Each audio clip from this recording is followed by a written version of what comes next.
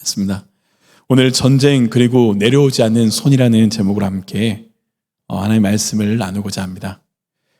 사랑하는 여러분, 오늘 말씀 앞에 서기 전에 이런 질문을 여러분께 드려봅니다. 감히 드려봅니다. 여러분, 기도가 우리의 현실을 바꿉니까? 못 바꿉니까? 예. 저는 바꾼다고 대답할 줄 알고 바꿉니다라고 해놨는데, 예. 다들 마음으로 바꾸신다고 하시고 이렇게 안 하신 거죠? 예. 우리 온라인으로 계신 성도님들 한번 해보시기 바랍니다. 예. 온라인으로 들으신 성도님, 예. 여러분, 기도가 여러분의 현실을 바꿉니까? 못 바꿉니까? 아멘. 네. 온라인이 아닌데, 예. 였습니다. 여러분, 또 다른 질문을 이렇게 들어봅니다. 하나님이 살아계십니까? 죽었습니까? 지금 장로님 눈빛이 지금 목사님 무슨 질문을 저렇게 하나, 이렇게. 그렇습니다. 여러분, 이 질문은 그냥 던지는 질문이 아닙니다. 기도가 우리의 현실을 바꾸는가? 이건 정말로 심각한 질문입니다. 소련의 소비에트 시절에 50년 동안 무신론 박물관으로 쓰여진 건물이 있습니다. 그 건물이 원래 어떤 용도로 쓰여진 건물인지 아십니까? 사람들이 모여서 예배하던 대성당이었습니다.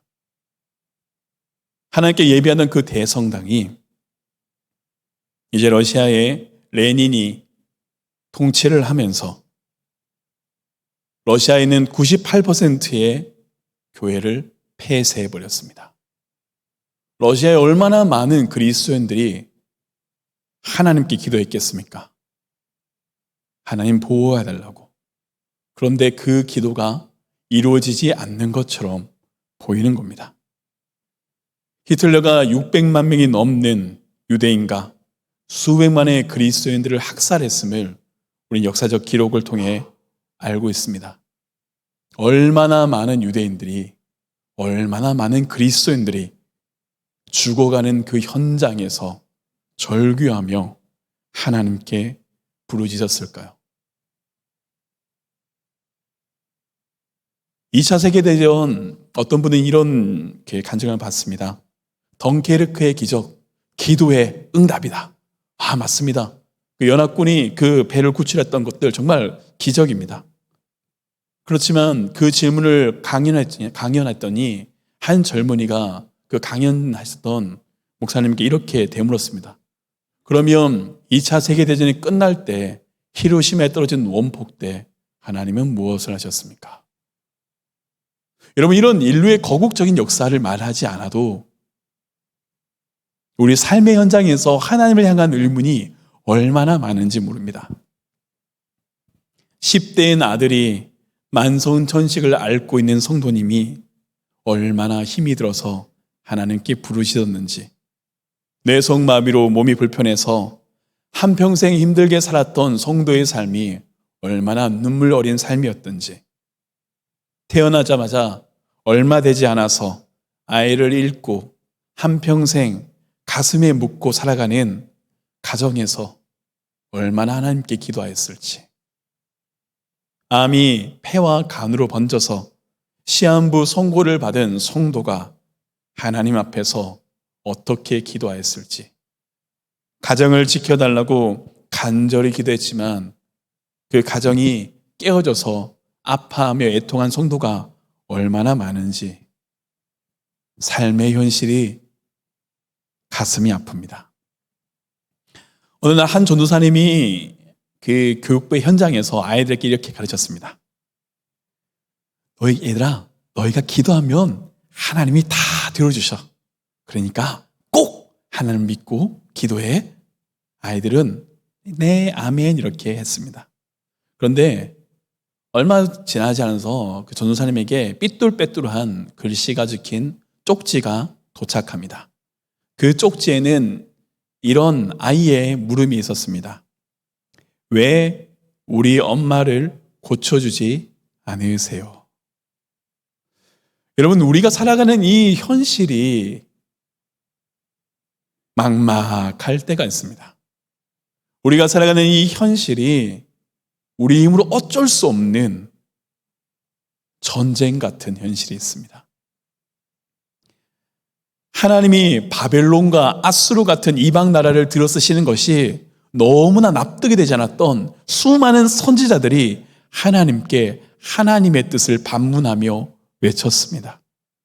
분명 하나님은 살아계시는데, 하나님은 우리 기도를 들으시는데 눈앞에 보이는 우리의 현실이 뭡니까?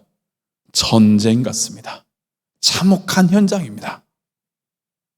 그 참혹한 삶의 현장에서 우리에게 얼마나 많은 실존적인 질문이 우리 가운데 나오는지 모르겠습니다. 사랑하는 여러분, 근데 먼저 짚고 갈 것이 있습니다.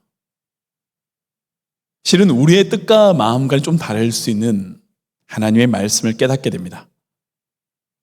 출애굽기의 말씀을 가만히 바라보며 깨닫는 게 있습니다. 출애굽, 광야, 약속의 땅. 우리의 마음은 출애굽하여 어디로 가고 싶습니까? 바로 약속의 땅. 그런데 하나님이 이스라엘 통해서 보여주신 하나님의 인도하심은 출애굽, 광야, 약속의 땅입니다. 그러니까 하나님께서는 우리 한 사람 한 사람과 함께 하시지만 하나님의 말씀을 가만히 묵상하면 성도들이 이 땅 가운데 행복하게 사는 것, 아무 일 없이 사는 것, 성공하는 것이 하나님의 뜻이 아님을 깨닫게 됩니다. 오히려 하나님께서 이스라엘 백성을 광야 가운데 두서 하나님의 말씀을 지키지 않는지 보게 하시고 하나님의 말씀으로 그들을 먹이신다는 것 깨닫게 하셨던 것처럼 하나님은 우리의 지금의 삶을 광야 가운데 두고 있다는 것 먼저 짚고 말씀 가운데 나가길 원합니다. 사실은 오늘 우리가 읽었던 출애굽기 17장의 말씀은 이미 말씀만 봐도 우리 여러분 성도께서 다 아시는 말씀입니다. 그렇지만 그 말씀 가운데 한번 생각해 봅니다. 이스라엘 백성이 이제 출애굽을 하였습니다. 그때 이스라엘에게 믿음이 있었을까요? 없었을까요? 믿음이 있는 것처럼 보였습니다. 하나님을 찬양하고 하나님을 높였고 미리암은 하나님을 찬양하고 온 백성이 하나님을 기뻐하며 소리 높였습니다. 그런데 며칠 지나지 않아서 이스라엘의 믿음이 얼마나 얄팍한지 드러납니다. 광야의 현장이 얼마나 참혹합니까? 아무것도 없지 않습니까? 먹을 것도 없지 않습니까? 몇 날 며칠 굶주리니까 그들이 뭐합니까? 하나님께 구원의 찬양을 드렸던 그들이 뭐합니까? 원망과 불평을 쏟아내죠. 원망과 불평을 쏟아내며 먹을 것이 없다고 외칩니다. 불평합니다. 그래서 하나님이 뭐 하십니까? 그 수심한 사람들을 기적같이 만나와 메추라기로 먹이십니다. 놀라운 하나님의 은혜를 경험합니다. 이제 그들이 하나님이 뭐합니까? 또 하나님을 찬양합니다. 하나님은 살아계십니다. 그 다음 뭐합니까? 물이 없습니다. 야, 이거 광야에 물이 없네. 뭐합니까? 하나님을 원망합니다. 어디까지? 지도자의 모세에게 나와서 성내며 모세를 죽이려 할 때까지. 믿음이 도저히 있어 보이지 않습니다. 그런데 또 하나님은 또 그 무리바에서 또 뭐 합니까? 모세를 통하여 물을 내십니다. 사실 그 전에 엘림에서 그 마라의 쓴물을 단물로 바꿔주시기도 하셨습니다. 그러니까 하나님이 이스라엘 백성을 출애굽하는 것만 봐도, 여러분 저는 출애굽 영화로만 봤지만 정말 멋지지 않습니까? 영화에 보면 어떻게 합니까? 모세가 손을 딱 하면 어떻게 합니까? 바람이 확 불어가지고 어떻게 합니까? 물이 밤새 불어서 물이 좌우로 쫙 갈라지고 이스라엘의 물이 벽같은 것을 걸어갔지 않습니까? 뒤에 자신의 힘은 어쩔 수 없던 애굽이 쫓아올 때 하나님이 그것을 구원하신 큰 구원을 목격했던 사람들, 인생에 먹을 것이 없다, 마실 것이 없을 때 어떻게 합니까? 원망하고 불평하는.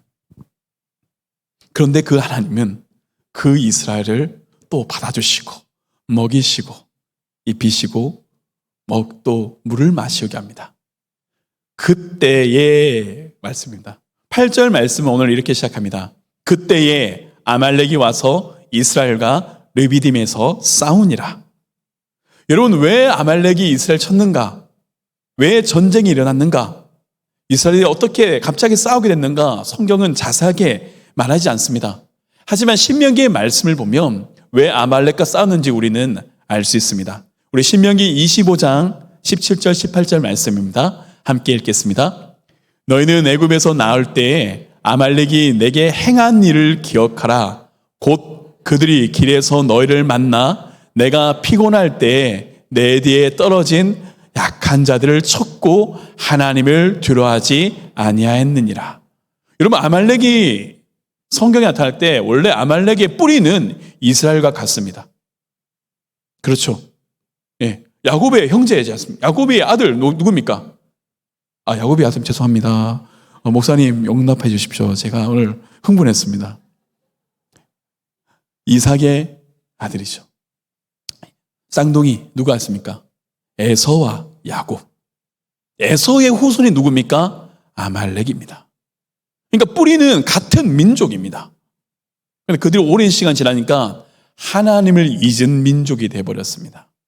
그리고 광야에서 무슨 그러니까 먹을 것이 없으니까 뭘 해야 됩니까? 약탈해야죠. 도둑질 해야죠. 먹고 살라니까. 아무것도 없으면 광야에 살아야 되니까 약탈하는 민족이 됩니다.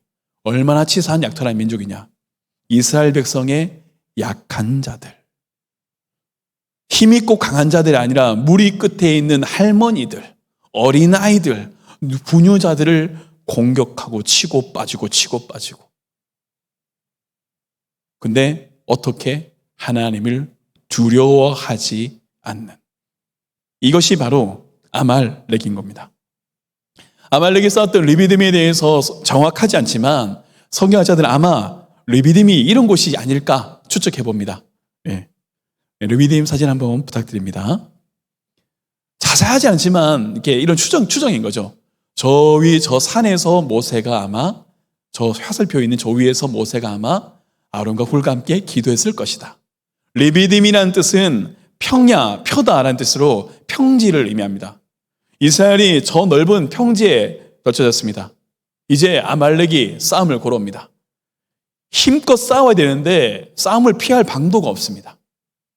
그리고 저기서 하나님의 역사가 이루어지는 거죠. 오늘 10절, 11절 말씀 함께 읽겠습니다. 10절, 11절입니다.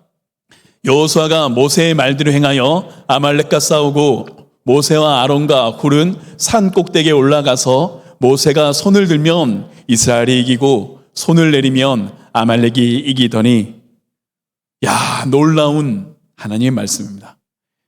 사실 전쟁하면 이스라엘에게 따라올 것은 패배밖에 없습니다. 당연하죠. 이스라엘은 무기조차 변변치 않았습니다.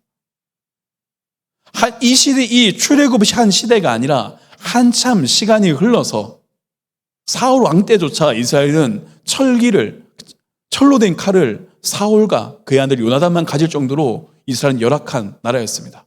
출애굽한 시대들이 오죽했겠습니까? 이스라엘의 무기는 뭡니까? 맴, 주먹, 혹은 광야의 돌. 아말렉은 뭘 합니까? 철기 문화를 가지고 있습니다. 칼 들고 오는데 맨몸으로 싸야 되면 어떻게 이깁니까? 이길 수가 없는 전쟁. 그런데 놀라운 우리가 알고 있는 무엇입니까? 모세가 손을 들면 이스라엘이 이기고, 모세의 손이 내려오면 아말렉이 이기고. 자, 여러분이 모세입니다. 손을 어떻게 하시겠습니까? 감사합니다. 예. 오늘 이래야 할렐루야 감사합니다. 예, 맞습니다. 우리 이래가 손을 번쩍 들어주네요. 고맙습니다. 힘이 납니다. 손을 들어야 됩니다. 내릴 수가 없습니다. 근데 여러분 손 들어보시면 압니다. 1시간 제대로 들고 있기 쉽던가요? 인간의 육신 얼마나 연약한데요. 근데 손을 내릴 수가 없습니다. 왜? 전쟁에서 이기는 것이 눈에 보이니까.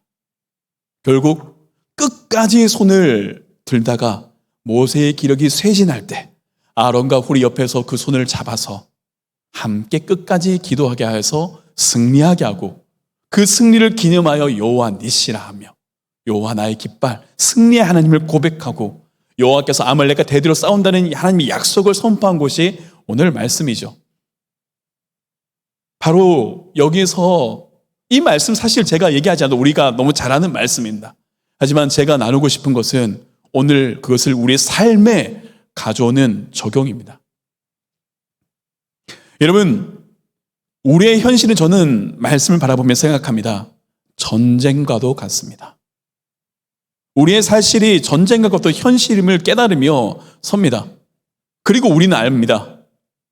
여러분, 전쟁에 이길 힘이 우리에게 있지 않다는 것이죠. 이게 이스라엘과 우리의 공통점입니다. 우리는 힘도 없고요, 능력도 없고요. 실은 어쩌면 이스라엘처럼 믿음도 없을 수 있습니다. 어쩌면 이스라엘처럼 삶에 잠깐 좋은 일이 있을 때 하나님을 찬양하다가 내 삶에 고난과 역경이 오면 불평과 원망이 터져 나오는 연약한 인간일 수도 있습니다. 그러나 하나님은 오늘 말씀 가운데 우리에게 주시는 영적인 의미가 있습니다. 전쟁과 같은 삶을 살아가는 우리의 현실이기에 저는 우리가 승리하기를 소망합니다. 하지만 그 승리하는 그 말씀이 이곳에 있음을 깨달으며 말씀을 붙들며 나아갑니다. 여러분, 먼저 전쟁이기에 알아야 됩니다. 전쟁에는 무엇이 있습니까? 적이 있습니다. 지피 지기면 백전백승입니다. 그러면 물어봅니다. 우리의 적은 누구십니까? 누구십니까? 그러니까 오늘 제가 왜 이렇게 주님, 아버지요, 주님. 여러분, 우리 적이 뭡니까? 제가 진짜 오늘 왜 이렇게 실수를 하는지 모르겠습니다. 제 기도가 부족한 것 같습니다, 주님. 저희 부족함을 용납해 주시면서 함께 하나님의 말씀을 보겠습니다. 우리 에베소 6장 12절 말씀 함께 읽겠습니다. 시작. 우리의 씨름은 혈과 육을 상대하는 것이 아니요 통치자들과 권세들과 이 어둠의 세상 주권자들과 하늘에 있는 악의 영들을 상대함이라. 여러분, 오늘 말씀에서 이스라엘의 대적은 아말렉입니다. 아말렉은 오늘 삶에서 무엇을 의미합니까? 하나님을 두려워하지 않는 모든 것입니다. 우리의 삶을 연약한 곳을 치는 대적입니다. 그 모든 것들은 아말렉입니다. 아말렉이 의미하는 것은 분명합니다. 영적인 대적입니다. 하나님이 이렇게 마지막 약속하시죠. 내가 아말렉과 대대로 싸우리라. 이 아말렉은 역사로 보면 히스기야 시대 이후에 보이지도 않는데 하나님은 아말렉과 대대에 싸운다 하십니다. 전쟁, 대적이 있습니다. 하나님은 그 대적과 싸우신다고 이야기하십니다. 여러분, 악이 이 땅에 있음을 깨닫습니다. 악이 무엇입니까? 하나님의 뜻을 대적하여 높아진 모든 것입니다. 악이 무엇입니까? 우리를 하나님부터 끊어지게 하는 모든 것이 악입니다. 우리의 믿음을 빼앗으며 우는 사자같이 두루 삼키며 우리를 흔드는 모든 공격들,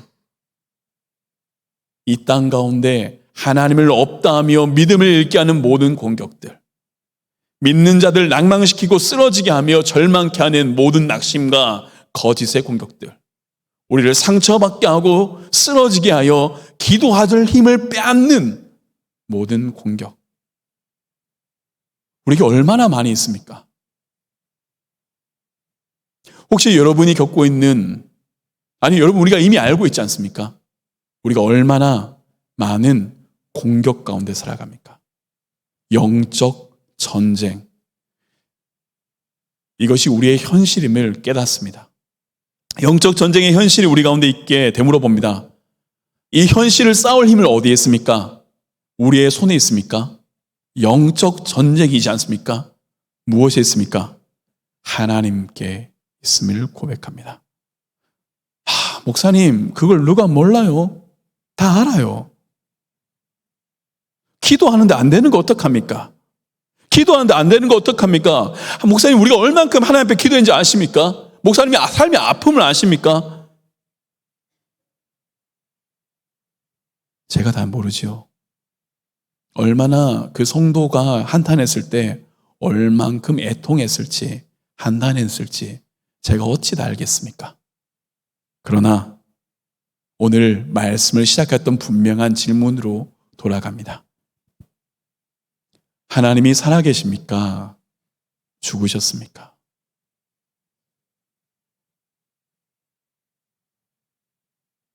고린도후서 10장 3절 4절 말씀입니다. 함께 읽겠습니다.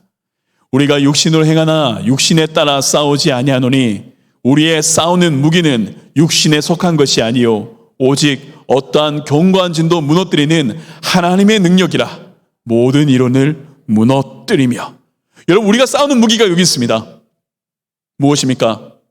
하나님의 능력입니다. 우리의 힘이 아닙니다. 우리의 믿음도 아니고 우리의 아무것도 아닙니다. 하나님의 능력이라 하십니다. 오늘 말씀을 준비하며 너무나 감명 깊게 본 그림이 있습니다. 1871년 존 에버렛 밀레의 작품 승리의 하나님이라는 작품입니다. 우리 그림 부탁드리겠습니다. 여러분, 이 그림의 이름이 있습니다. 뭔지 아십니까? 승리의 하나님. 오늘 우리가 읽었던 아말렉과의 전쟁을 묘사한 그림입니다. 여러분, 이 그림을 가만히 보십시오. 모세의 얼굴이 보이십니까? 기력이 다 쇠진하여 일어설 힘조차 없는 모세. 모세의 손을 들었던 아론과 훌. 저는 어릴 때 이 말씀 볼 때 아론과 훌이 멋지게 하는 손을 든 줄 알았는데 생각해 보니까 아론과 훌도 힘이 다 빠진 겁니다. 다 빠져서 뭘 합니까? 손으로 모세의 손을 끝까지 붙들고 버티고 있습니다.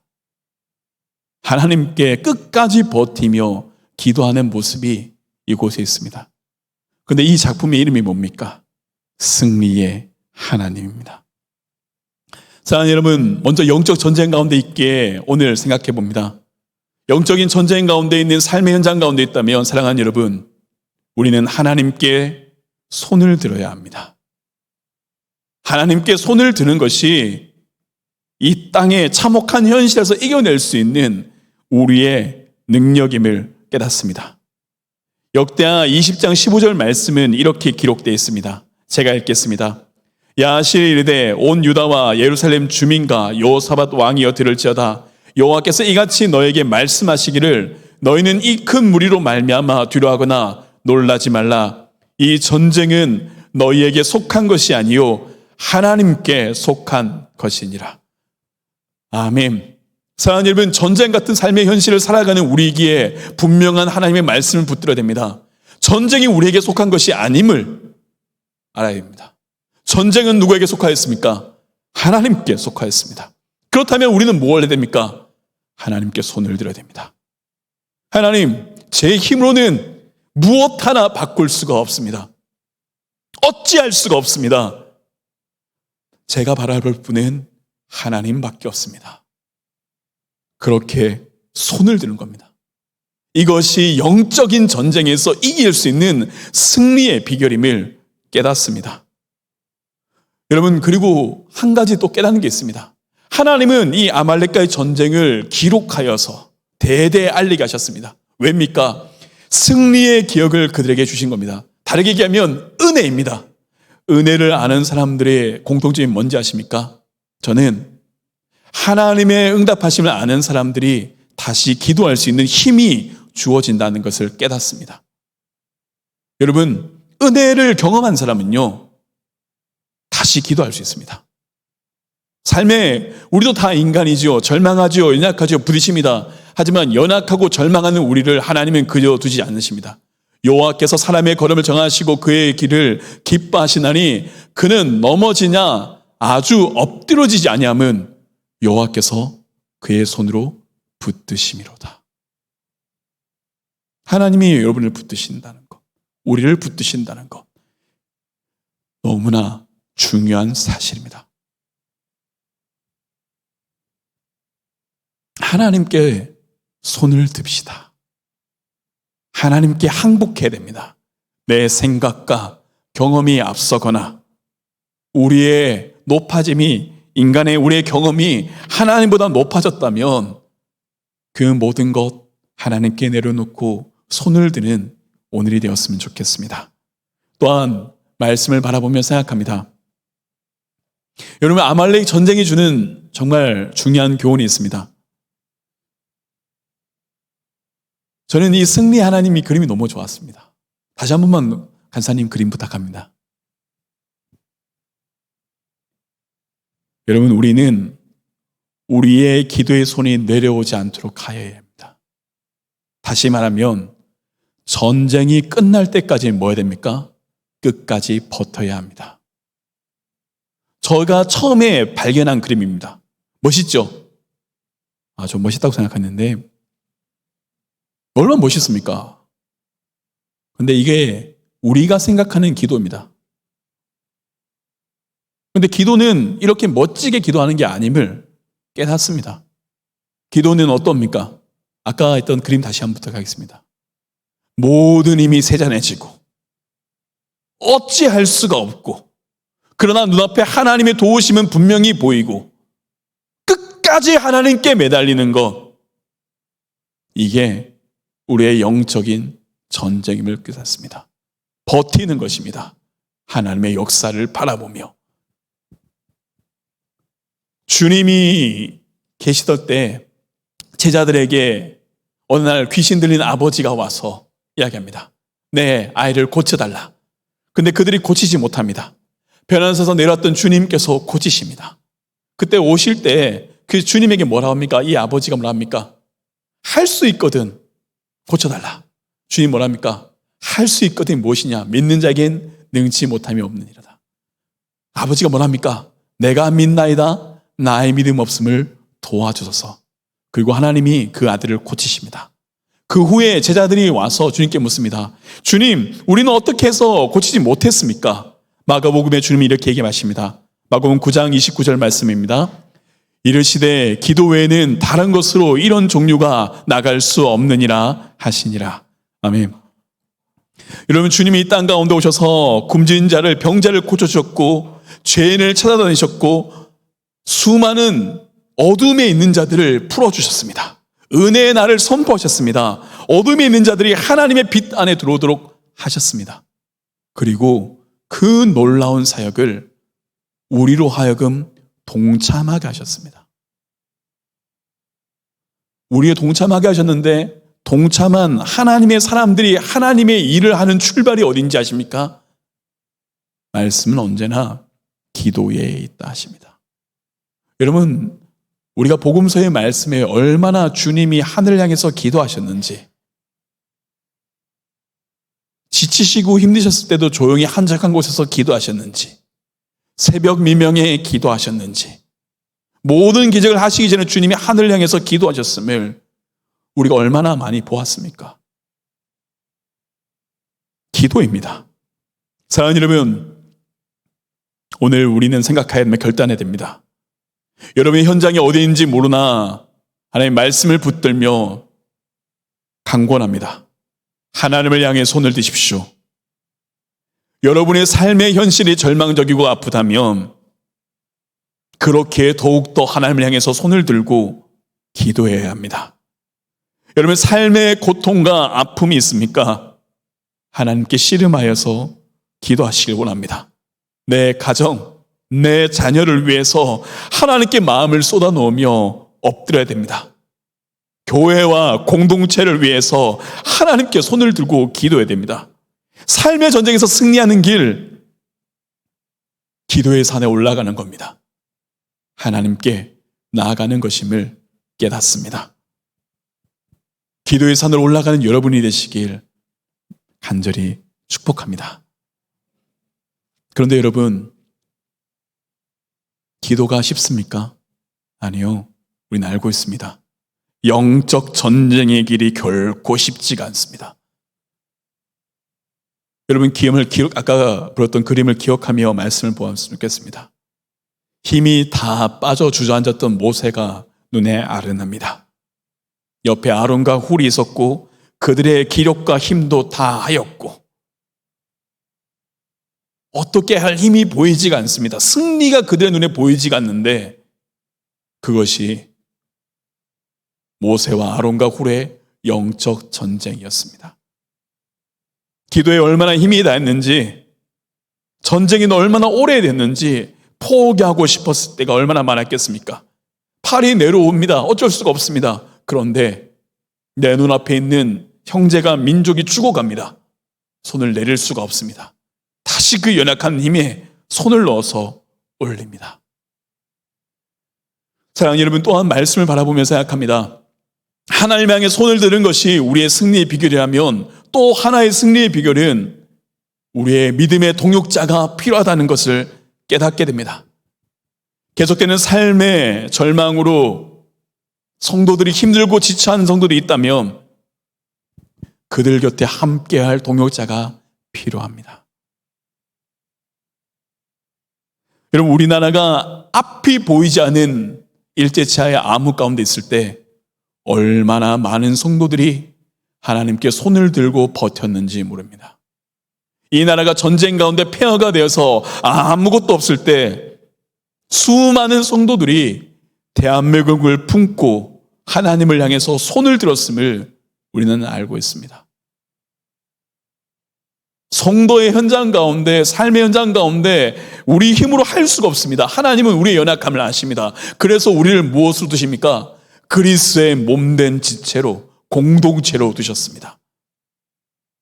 홀로 있는 것이 아니라 함께 있어 맞설 수 있게 하시고 세 겹줄이 쉽게 끊어지지 않도록 주님이 우리를 함께하게 하셨음을 깨닫습니다. 사랑하는 여러분, 그러기에 여러분, 우리가 동역자가 되길 소망합니다.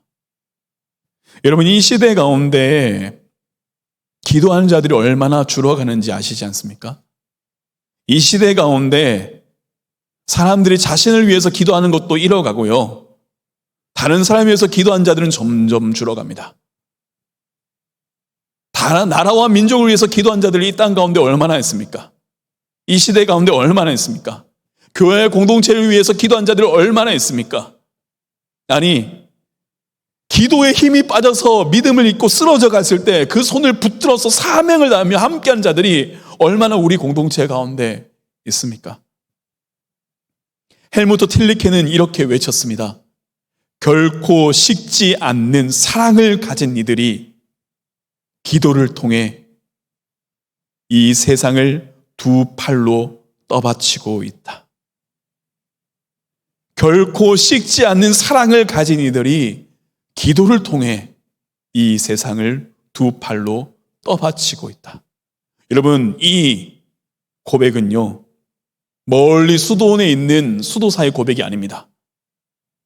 히틀러의 우상이 극단에 치이르고 3제국의 치하에서 폭탄 세례를 견뎌가며 토해낸 신한 고백입니다.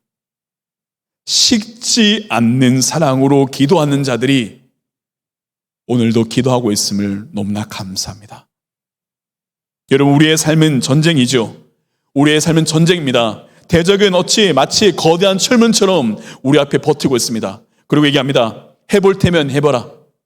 우리의 공격이 너무나 그 거대한 철문 앞에서 아무것도 아닌 듯합니다. 우리가 기도하며 문을 두드리지만 그 철판을 어떻게 할 수 없는 것 같습니다. 그러나 끝없는 물방울이 바위를 뚫는다는 것, 끝없는 기도를 하면, 끝없는 외침 가운데 하나님이 함께 하신다는 것, 주님의 약속, 음부의 권세가 교회를 이기지 못합니다. 음부의 권세가 기도의 힘을 이기지 못함을 깨닫습니다. 사랑하는 여러분, 음부의 권세는 반드시 무너짐을 우리가 보아야 됩니다. 전쟁입니다. 전쟁입니다. 영적 전쟁입니다. 낙심될 수 있습니다. 힘을 잃을 수 있습니다. 그러나 여러분, 하나님을 보십시오. 오늘 처음에 질문을 다시 한번 던집니다. 하나님이 어디에 계십니까? 여기에 계십니다. 여기에 계십니다. 여러분, 하나님이 멀리 계십니까? 아닙니다. 하나님 지금 여기 바로 우리 곁에 계십니다. 우리는 어떤 사람입니까? 전쟁에 이길 형편이 아무것도 없습니다. 어떻게 내 삶의 문제조차 해결할 수 없는 게 우리입니다. 그러기에 말씀을 붙들어야 됩니다. 여러분, 여러분의 삶의 현장이 절망스러운 분들이 있다면 오늘 하나님을 향해서 손을 드시길 바랍니다. 여러분, 오늘 기도할 힘이 있다면 특별히 내 가족과 자녀를 위해서 기도하십시오. 여러분, 오늘 기도할 힘을 하나님께서 허락하신다면 내가 아니라 성도의 아픔과 연약함으로 함께 눈물 흘리며 기도했으면 좋겠습니다. 이 나라와 민족을 위해서 기도했으면 좋겠습니다. 하나님의 뜻이 이 땅 가운데 이루어지길, 우리 교회 공동체 가운데 이루어지길 기도해야 합니다. 기도가 승패를 좌우합니다. 기도가 하나님의 뜻을 이룹니다. 교회는 무엇입니까? 만민이 기도하는 집이지 않습니까? 오늘 우리가 모인 이유가 뭡니까? 기도하기 위해서 왔습니다. 하나님께 향해서 손을 들러 왔습니다. 그렇다면 기도합시다. 우리가 모세처럼 산 꼭대기에 올라가서 공동체를 바라볼 수 있길 원합니다. 목사님이 낙심한다면, 이 땅에 많은 목회자가 쓰러지고 있는 것이 눈에 보인다면 그것을 판단하고 정죄하는 것이 아니라 연약해진 이 땅의 수많은 목회자를 위해서 애통하며 기도해 주십시오. 하나님이 이 땅의 종들이 무너집니다. 불쌍히 여기시고 하나님의 성령으로 세워주십시오. 하나님, 한국교회가 무너지고 있습니다. 주님의 뜻을 이루어 주십시오. 하나님이 이 대한민국 가운데 얼마나 악이 가득한지, 얼마나 아픔이 가득한지 모릅니다. 도와주십시오. 하나님, 내 사랑하는 형제 앞에, 내 사랑하는 성도의 삶 가운데 얼마나 눈물이 가득한지 모릅니다. 도와주십시오. 하나님께 향하여 손을 들길 원합니다. 신명기 1장 30절 말씀 제가 다시 한번 읽겠습니다. 너희보다 먼저 가시는 너희의 하나님 여호와께서 애굽에서 너희를 위하여 너희 목전에서 모든 일을 행하신 것 같이 이제도 너희를 위하여 싸우실 것이며, 출애굽기 14장 14절입니다. 여호와께서 너희를 위하여 싸우시리니 너희는 가만히 있을지어다. 사랑하는 여러분, 우리의 삶이 매번 승리할 수는 없습니다. 우리 다 인간이지 않습니까? 연약하고 쓰러지고 절망할 수도 있다는 것 압니다. 눈앞에 보이는 환경이, 이 땅의 현실이, 악이 가득한 현실이, 내 삶의 아픔이, 고난이 얼마나 큰지 이겨낼 힘이 없다는 것 너무나 잘 압니다. 그러나 하나님을 믿는 우리에게 패배는 없습니다. 왜? 우리의 약속이시며 승리자이시며 구원자이신 주님이 모든 것을 이미 이기시고 걸어가셨습니다. 우리는 믿는 자로 하나님의 약속을 붙드는 것입니다. 여러분, 약속된 승리가 있습니다. 포기하지 마십시오. 절망하지 마십시오. 아니, 절망해도 괜찮습니다. 절망하고 낙심함 가운데, 낙심한 이들 가운데 여러분께 권면합니다. 다시 하나님을 향해서 손을 드시길 바랍니다. 손을 들 힘이 없다면 기도의 동역자를 붙여주시길, 아니, 붙여줄 것을 오늘 기도합시다. 하나님께서 붙여주실 겁니다. 여러분의 믿음이 흔들리지 않도록 함께하는 동역자들을 붙여주실 겁니다. 그래야 해서 우리 교회가 하나님 앞에 기도하는 교회가 되길 간절히 소망합니다. 사랑하는 여러분, 삼도교회가 어떤 교회가 되길 원하십니까? 하나님을 향해서 손을 드는 교회가 됩시다. 우리의 인간의 생각과 높아짐과 교만과 우리의 경험들 하나님께 항복하며 내어놓아야 됩니다. 우리의 수많은 원망과 불평과 거짓의 말들 하나님께 회개해야 됩니다. 그리고 지금 우리 가운데 함께 하시며 살아계시며 우리의 기도를 들으시며 우리를 포기하지 않으시며 이 나라를 사랑하시며 이 교회를 사랑하시고 여러분을 사랑하시고 붙드시는 하나님을 바라보길 원합니다. 이 시간 우리가 함께 찬양하며 나가기를 원합니다.